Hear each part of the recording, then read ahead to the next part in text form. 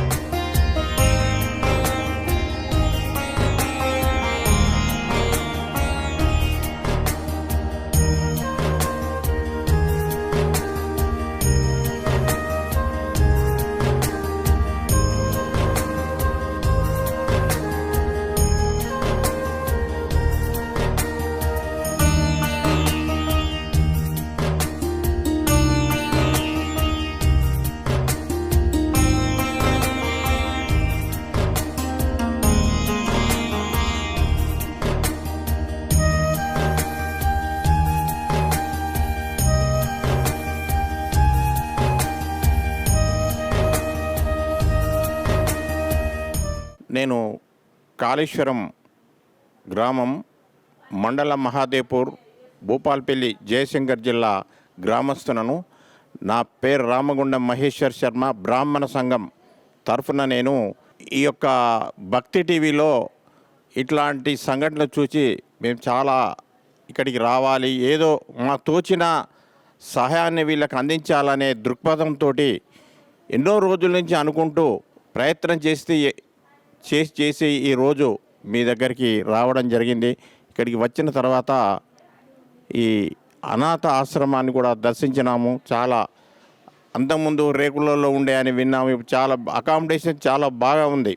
కాలేజీల్లో పిల్లవాళ్ళకు డబ్బులు కట్టి చదివించిన ఉన్న నివాసం కంటే చాలా బాగా ఉంది.